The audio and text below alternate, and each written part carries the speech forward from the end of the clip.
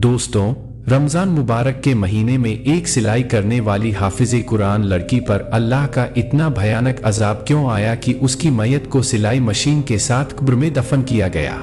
और यहाँ तक कि वहाँ भी अजाब नहीं थमा। उसकी कब्र से आग, सांप और बिच्छू निकलते और ऐसी दर्दनाक चीखें सुनाई देती कि लोगों के रोंगटे खड़े हो जाते।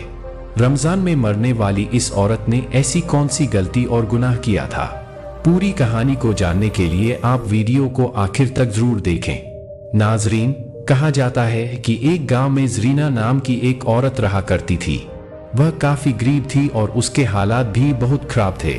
उसके 3 बच्चे थे जिनकी परवरिश वह अच्छे तरीके से करना चाहती थी और अपने बच्चों को हर सहूलियत देना चाहती थी, लेकिन उसके हालात उसे इन बातों की इजाजत नहीं देते थे। उसकी बहुत कम उम्र में शादी हो गई थी। उसका शौहर एक मामूली मुलाजमत करता था, जिसकी बदौलत उनके घर में गरीबी ने डेरा डाल रखा था। जरीना अक्सर अपने शौहर से कहा करती कि आप कहीं और नौकरी ढूंढें या फिर कोई कारोबार करें, क्योंकि इस तरह हमारे घर के हालात कभी बेहतर नहीं होंगे। हम यूं ही गरीबी में एड़ियां रगड़ कर मर जाएंगे। लेकिन उसका शौहर इतना पढ़ा लिखा नहीं था और फिर नौकरियों के मौके भी कम थे। यही वजह थी कि वह अपनी बीवी से कहता, मैं बहुत कोशिश करता हूँ लेकिन कहीं और काम नहीं मिल रहा। मैं कैसे काम ढूंढूं, कहाँ ढूंढूं? वह बेबसी से अपना सिर थाम कर रह जाता, जबकि जरीना उससे झगड़ा करती और कहती कि हमारे बच्चे होने वाले हैं, हम कब तक यूं गरीबी वाली जिंदगी जीते रहेंगे। जरीना का शौहर उसकी एक नहीं सुनता था। घरेलू झगड़ों से वह तंग आने लगा था। तभी जरीना के घर जब पहली बेटी ने जन्म लिया तो जरीना का दिल उसके साथ बहल गया और वह मोहब्बत से उसके साथ वक्त बिताने लगी। लेकिन जैसे ही बच्ची थोड़ी बड़ी हुई, उसकी जरूरतों ने जरीना को फिर से अपने शौहर के सामने लाकर खड़ा कर दिया। वह कहने लगी, अब तो हमारी बच्ची भी हो गई है, आप बहुत मुश्किल से मेरी जरूरतों को पूरा करते हैं, लेकिन अब बच्ची की जरूरतें कैसे पूरी करेंगे? आप कोई और काम क्यों नहीं ढूंढते? जरीना का शौहर झुंझला जाता और गुस्से में आकर कहता, मैं कहां से खर्चे पूरे करूं? तुम अच्छी तरह जानती हो कि मेरी तनख्वाह कितनी है। जो तनख्वाह मिलती है तुम्हारे हाथ पर रख देता हूं। मैं किस तरह तुम्हारे इन अतिरिक्त खर्चों के लिए रकम लाऊं? ना तो मैं कहीं डाका डाल सकता हूं और ना ही चोरी कर सकता हूं। इसलिए जो मिल रहा है उसी पर सब्र और शुक्र करो। जरीना का शौहर तंग आकर दूसरे कमरे में जाकर सो जाता, जबकि वह सारी रात कुड़ती रहती, रोती रहती। इन्हीं हालात में जरीना का दूसरा बच्चा होने वाला हो गया। अब फिर से उसे इसी बात की परेशानी थी कि वह सारे खर्चे किस तरह पूरे करेगी। परेशानी और तनाव के कारण उसकी सेहत खराब होने लगी थी और वह उच्च रक्तचाप, हाई ब्लड प्रेशर की मरीज बनती जा रही थी। बहुत मुश्किल से उसके यहाँ बेटे की विलादत हुई। डॉक्टर ने तो जैसे उसे जवाब ही दे दिया था, क्योंकि उसका ब्लड प्रेशर बहुत ज्यादा था। लेकिन शुक्र है कि जरीना और बच्चा दोनों स्वस्थ रहे। कुछ अरसा यूं ही गुजर गया। जरीना अपने दोनों बच्चों के साथ मशगूल हो गई। बड़ी बेटी अब 3 साल की होने वाली थी और बेटा 6 महीने का हो गया था। अब फिर से जरीना को इस बात की फिक्र सताने लगी कि बेटी को स्कूल में दाखिल करवाना है। इसके लिए जरीना को फिर से अच्छी खासी रकम की जरूरत थी। वह फिर से अपने शौहर के सामने हाथ फैलाकर खड़ी हो गई और उससे पैसे का तकाजा करने लगी, जबकि उसका शौहर कहने लगा, मैं कोशिश करूंगा कि तुम्हें कुछ ज्यादा पैसे दे सकूं, लेकिन तुम जानती हो कि आजकल के रोजगार के क्या हालात हैं। अगर मैंने अपने मालिक से ज्यादा पैसे मांगे तो कहीं ऐसा न हो कि वह मुझे काम से ही निकाल दे, और अगर मैं काम से फारिग हो गया तो घर का खर्च चलाना भी मुश्किल हो जाएगा। यह सुनकर जरीना दिल पर पत्थर रखकर बैठ गई, लेकिन उसके दिल में इस बात की बहुत आरज़ू थी कि वह अपने बच्चों के लिए कुछ करें, उनको बेहतर जिंदगी देने के लिए और अच्छा खाना खिलाने के लिए उसे भी कुछ करना चाहिए। यही सोचकर जरीना परेशान रहती, लेकिन उसकी समझ में कुछ नहीं आता था। इन्हीं दिनों जरीना के मोहल्ले में एक औरत किराए पर रहने के लिए आई। वह जरीना से 2 घर छोड़कर ही रहती थी। वह एक बेवा औरत थी। इस औरत के 2 बच्चे थे और शौहर के इंतकाल के बाद वह अकेले जिंदगी गुजार रही थी। जरीना की उससे आते जाते सलाम दुआ होती रहती और तब उसे पता चला कि वह औरत घर पर कपड़े सिलाई करती है और इसी से अपनी गुजर बसर करती है। उस औरत का नाम सकीना था। जरीना को यह काम बड़ा आसान लगा और उसके दिल में भी ख्याल आया कि उसे भी अपने हालात बदलने के लिए लोगों के कपड़े सिलाई करने चाहिए। इस तरह शायद उसके बच्चे भी बेहतर जिंदगी गुजार सकें। यही सोचकर जरीना ने सकीना से बात की और कहा, मुझे भी सिलाई सिखा दें। मैं चाहती हूँ कि मेरे हालात भी बेहतर हो जाए। मेरे शौहर की कमाई में मेरा गुजारा नहीं होता, जिसकी वजह से मैं बहुत सारी चीजों के ऊपर अपना दिल मारकर बैठ जाती हूँ। मेरे बच्चों को अच्छे कपड़े नहीं मिलते, उन्हें अच्छा खाने को नहीं मिलता। मैं बहुत परेशान होती हूँ। आप अगर मुझे भी सिलाई सिखा देंगी तो मेहरबानी होगी। शायद इस तरह मेरी भी मुश्किल आसान हो जाए। जरीना ने जब सकीना से दरख्वास्त की तो सकीना ने फौरन रजामंदी दे दी और कहने लगी, अरे यह तो कोई मुश्किल बात नहीं है, तुम रोज मेरे पास आया करो। मुझे पूरी उम्मीद है कि तुम जल्द ही यह काम सीख लोगी। और यूं जरीना ने सकीना के पास जाना शुरू कर दिया। वह रोजाना बच्चों को स्कूल भेजकर सकीना के पास आ जाती। सकीना के बच्चे भी स्कूल चले जाते थे और वे दोनों बैठकर कपड़े सिलाई करती। जरीना धीरे धीरे काम सीख रही थी और फिर बहुत जल्द उसके काम में बढ़ोतरी आती गई। अब तो वह सकीना की मदद के बिना भी सूट सिलने लगी थी। जिस दिन उसने पहली बार एक सूट सिलाई किया, उस दिन वह बेहद खुश हुई और खुशी खुशी उसने अपने शौहर को भी इस बारे में बताया। लेकिन उसके शौहर ने यह बात सुनकर कोई खास खुशी का इजहार नहीं किया, बल्कि कहने लगा, अरे यह सूट सिलकर तुम कितने पैसे कमा लोगी? मुश्किल से तुम्हें चंद रुपए मिलेंगे। तुम जानती तो हो कि यहाँ के हालात कैसे हैं। हमारे जैसे ही लोग यहाँ रहते हैं जो सिलाई के नाम पर तुम्हें चंद रुपए ही देंगे। जरीना के शौहर ने उसका दिल तोड़ दिया, जिससे वह चुप की चुप रह गई। लेकिन उसने सोच लिया था कि एक बार हिम्मत करके अपने हालात को बदलने की कोशिश जरूर करेगी। यही सोचकर उसने अब घर में बाकायदा कपड़े सिलाई करने शुरू कर दिए। शुरुआत में उसे बहुत कम काम मिलता था, लेकिन फिर धीरे धीरे जैसे जैसे उसके काम में सफाई और नफासत आती गई, वैसे वैसे उसे ज्यादा काम मिलने लगा। अब तो जरीना बेहद मशगूल रहने लगी थी। वह कपड़े सिलाई करती और अक्सर घर के कामों और बच्चों को नजरअंदाज करने लगी थी। इसी दौरान वह तीसरी बार हामिला हो गई और उसकी तबीयत काफी खराब सी रहने लगी। लेकिन इस दौरान भी जरीना ने सिलाई का काम नहीं छोड़ा, बल्कि वह लगातार कपड़े सिलती रहती और बच्चों को नजरअंदाज करके अपने काम में लगी रहती। तीसरी बार यास्मीन के यहाँ फिर से एक बेटी ने जन्म लिया और अब जरीना बहुत ज्यादा कमजोर हो चुकी थी। लेकिन इस दौरान भी उसने कपड़े सिलना नहीं छोड़ा। जरीना की बड़ी बेटी अब बड़ी हो रही थी। बड़े दोनों बच्चे तो स्कूल जाते थे और उनके सारे खर्च जरीना ही उठा रही थी, जबकि उसके शौहर की मामूली सी तनख्वाह में घर का 2 वक्त का खाना पूरा करना ही बहुत बड़ा काम था। सकीना अब यहाँ से जा चुकी थी क्योंकि इस घर का किराया बढ़ चुका था और सकीना इतना किराया नहीं दे सकती थी, इसलिए उसने कहीं और एक सस्ता घर किराए पर ले लिया। जरीना ने दिन रात मेहनत मजदूरी करके, लोगों के कपड़े सिलाई करके और किस्तें डालकर एक छोटा सा प्लॉट खरीद लिया था।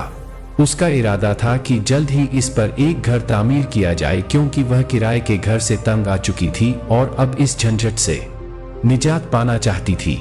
उसके बच्चे बड़े हो रहे थे, उनके खर्चे भी उसी हिसाब से बढ़ रहे थे।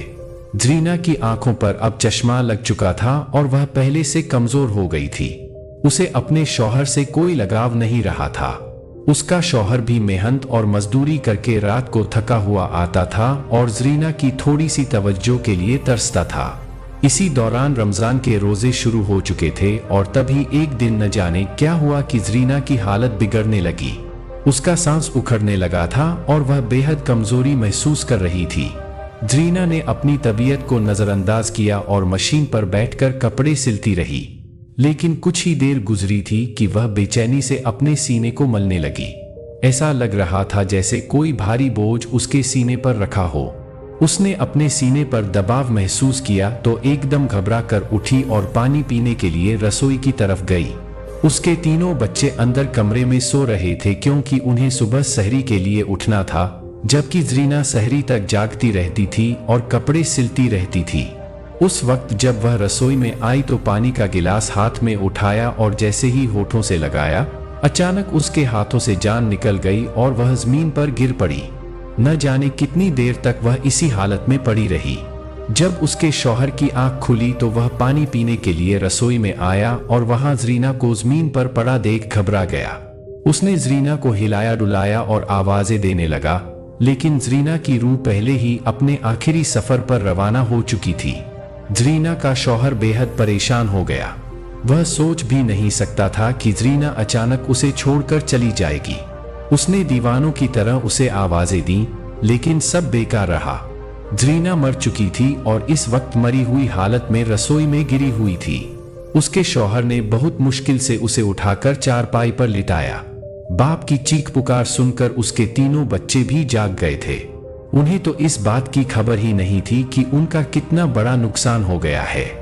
उनकी माँ इस दुनिया से रुखसत हो चुकी थी, लेकिन वे इस सच्चाई से अनजान थे। जब उन्होंने अपनी माँ को मरा हुआ देखा तो तीनों रोने लगे, तड़पने लगे। माँ को याद करके उनके आंसू बहने लगे। चीख पुकार की आवाज सुनकर मोहल्ले वाले भी जाग चुके थे और जरीना के घर आकर मामले की जानकारी लेने लगे। जब उन्हें पता चला कि जरीना मर चुकी है तो हर कोई हैरानी और सदमे में था। जरीना का यूं अचानक चले जाना किसी के लिए भी यकीन के काबिल नहीं था। हैरानी हद से ज्यादा थी। जरीना के अजीज रिश्तेदारों को खबर दी जा चुकी थी। कुछ ही घंटों में सब लोग जमा हो गए थे।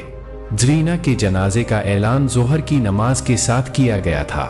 घर मेहमानों से भर चुका था। मोहल्ले वाले भी यहीं मौजूद थे और जरीना की तारीफों में मशगूल थे। हर कोई उसकी अच्छाइयों को याद कर रहा था। अरे, जरीना तो इतनी अच्छी थी कि उसने कभी अपने हालात की तंगी का रोना नहीं रोया। वह मेहनत मजदूरी करके अपने शौहर का बराबर साथ दे रही थी। दिन रात सिलाई करती और पैसा पैसा जोड़ती थी। वहां मौजूद हर औरत की जुबान पर इसी तरह के अल्फाज थे। हर कोई जरीना को अपने अपने लफ्जों में याद कर रहा था। उसके तीनों बच्चे इस वक्त सहमे हुए थे और जैसे उन्हें अपनी मां की मौत का यकीन ही नहीं हो रहा था। जरीना का शौहर भी गहरे सदमे में था। मोहल्ले के कुछ लोग उसके साथ हमदर्दी जता रहे थे। वह सिर झुकाए बैठा था और अपनी गुजरी हुई जिंदगी के बारे में सोच रहा था। तभी जरीना को गुस्ल देने के लिए एक औरत आ चुकी थी और उसे गुस्ल दिया जा रहा था। गुस्ल देने के कुछ देर बाद सबको जरीना का आखिरी दीदार करवाया गया। उस वक्त जरीना के चेहरे पर बड़ी मासूमियत थी। ऐसा लग रहा था जैसे वह सो रही हो। कहीं से भी ऐसा नहीं लग रहा था कि उसकी रूह उसके जिस्म से जुदा हो चुकी है। तभी जनाजे को उठाने का वक्त हो गया। 4 लोग उसे उठाने के लिए आगे बढ़े, जिनमें जरीना का शौहर भी शामिल था। लेकिन जैसे ही उन्होंने जनाजा उठाने की कोशिश की, वे हैरान रह गए। जनाजा बहुत भारी हो चुका था। बुजुर्ग की यह बात सुनकर जरीना का शौहर सोच में पड़ गया, लेकिन उसे कुछ समझ नहीं आ रहा था कि आखिर ऐसा कौन सा गुनाह हो सकता है जिस पर जरीना की पकड़ हो गई थी। जरीना के बच्चे भी एक कोने में सहमे हुए खड़े थे। वे हैरानी से कभी अपने पिता की तरफ देखते और कभी सदमे में मां की मैयत की तरफ। उन्हें भी इस हालात की कोई समझ नहीं आ रही थी। तभी कुछ देर सोचने के बाद जरीना का शौहर कहने लगा, ए अल्लाह वाले नेक बुजुर्ग, जरीना तो बहुत अच्छी थी, घरेलू मामलों में भी ठीक थी और आजकल वह कपड़े सिलाई करके घर का खर्चा पूरा कर रही थी। उसने मेरा बहुत बोझ बांट लिया था। जिन चीजों को मैं पूरा नहीं कर सकता था, उसने खुद मेहनत करके बच्चों के लिए वे चीजें मुहैया कराना शुरू कर दिया था। वह मेरा घर का आधा बोझ उठा चुकी थी और मुझे कई परेशानियों से बचा चुकी थी। लेकिन उसके अंदर एक बहुत बुरी आदत थी। जब वह सिलाई करने बैठती थी तो फिर अगर मैं उसे पुकारता या अपनी किसी जरूरत के लिए उसे कोई काम कहता तो वह सुनती ही नहीं थी। वह अपने काम में इतनी मग्न रहती कि उसे इस बात की परवाह ही नहीं होती थी कि शायद उसके शौहर को उससे कोई काम हो सकता है या उसे किसी चीज की जरूरत हो सकती है। वह अपने काम में लगी रहती और अक्सर मुझे भुला देती थी। जब से उसने सिलाई का काम ज्यादा पकड़ लिया था, वह मेरे करीब बैठती ही नहीं थी। वह मेरे हक अदा नहीं करती थी, बल्कि अपनी सिलाई को तरजीह देती थी। हमें न जाने कितना अरसा हो गया है कि हमने एक दूसरे से हंसकर बात भी नहीं की। जब मैं घर आता था तो खुद ही अपने लिए खाना निकालकर खा लेता था और सो जाता था। मैं उसका इंतजार करता रहता, लेकिन वह मेरे पास आती ही नहीं थी। वह अपने काम में इतनी डूबी थी कि उसे यह तक याद नहीं रहता था कि उसका एक शौहर भी है। अब तो बच्चों को भी नजरअंदाज करने लगी थी। बहुत कम वह बच्चों की तरफ ध्यान देती और उनकी बातें सुनती थी। शायद इसी वजह से अल्लाह ताला ने उस पर यह अजाब दिया है। बेशक वह अपना काम करती रहती, लेकिन उसे शौहर के हुकूक का ख्याल रखना चाहिए था।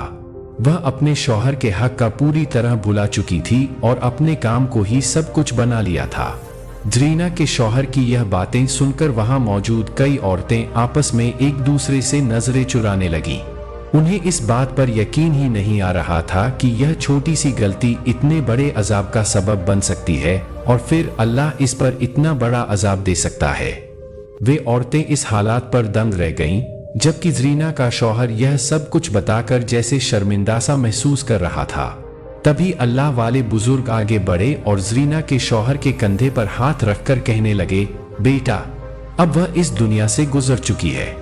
उसने जो कुछ भी किया उसे उसकी सजा मिलेगी, लेकिन इस वक्त मामला यह है कि उसकी तदाफीन यानी दफनाने का इंतजाम किया जाए और उसे यहाँ से कब्रिस्तान ले जाया जाए। मैं तुमसे दरख्वास्त करता हूँ कि एक बार अपनी बीवी को माफ कर दो। उसने जो कुछ भी तुम्हारे साथ किया, उसकी सारी गलतियों और खताओं को भुलाकर खुले दिल से उसे माफ कर दो, ताकि उसकी मैयत को यहाँ से ले जाकर दफन किया जा सके।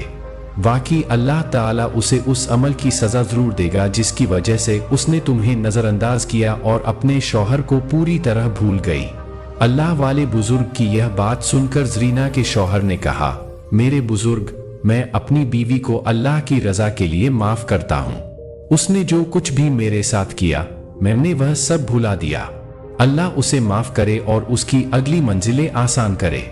यह कहकर अल्लाह वाले बुजुर्ग ने मुस्कुराते हुए वहां मौजूद सब मर्दों से कहा, ठीक है, अब आप लोग मैयत को उठाइए और कब्रिस्तान की तरफ रवाना हो। पहले तो सब झिझक रहे थे कि न जाने अब भी मैयत उठेगी या नहीं, लेकिन फिर सब ने आगे बढ़कर चारपाई को हाथ लगाया तो वह ऐसे उठ गई जैसे फूलों जितनी नाजुक हो। सब ने कलमाए शहादत पढ़ते हुए कब्रिस्तान की तरफ कूच किया, जबकि पीछे औरतें आपस में शर्मिंदा सी एक दूसरे से नजरें चुराती हुई अपने अपने घरों को लौट गईं। दोस्तों, इस वाक़े से संबंधित आप लोगों की जो भी राय है कमेंट बॉक्स में जरूर बताइएगा और इसे लाइक और अपने फैमिली में शेयर करना मत भूलिएगा। ऐसे ही स्टोरीज के लिए हमारे चैनल को भी जरूर सब्सक्राइब कीजिए। शुक्रिया।